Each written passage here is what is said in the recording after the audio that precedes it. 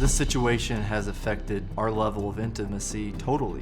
My wife is a beautiful woman, and being able to want to share that with her, you can't. Initially, I felt like I was re-traumatizing my wife anytime that we would be intimate together.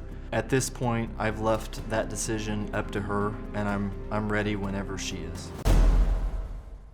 Rachel, you feel like the control, the power that has been wielded over you for so much time acts as you call a trigger, which puts you into an altered state of consciousness, and you do things without awareness, without conscious control, without conscious choice.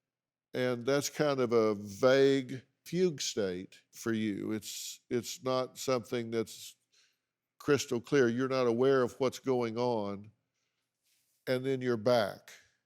Pretty much, yes. I mean, I don't know that I turn into a different person, but I definitely obey and do exactly as I'm told, just like I did when I was 9. So you're in what we call a fugue state. It's fuzzy, it's disconnected from your life. Okay. Is that accurate? I mean, yeah. You're not going over your daily schedule while you're there? No, there's no thoughts like that. And it's things, obviously, that I would never do. Of course. Okay. And there are 2 photos that were sent to the anonymous source of a blonde woman. The friend thought it was Rachel, and Rachel thought one could be her as well. One was a BDM type photo, and the other looked like it was a sexual assault. We did search out those images. There are ways, if those images exist anywhere besides just in that person's possession, if they're anywhere digital, they have an electronic signature, and there are ways to find those images, and we did. Okay. And neither of the images was you. Okay. Anytime someone is entering a dissociative state, and people do this when they're under great stress or anxiety or being tortured or raped or whatever, they simply leave their consciousness and they go to a whole other world, a whole other awareness as a way to cope. And the fact that you are in that state, you really don't know what happened.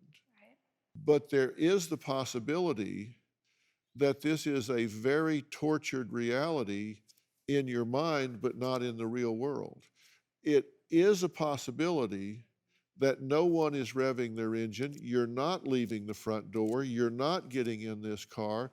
You're not going to a motel or another location, being violated and coming back home and getting in bed, but in a tortured, nightmarish existence brought on by things that clearly, in my view, happened to you in an earlier time in your life,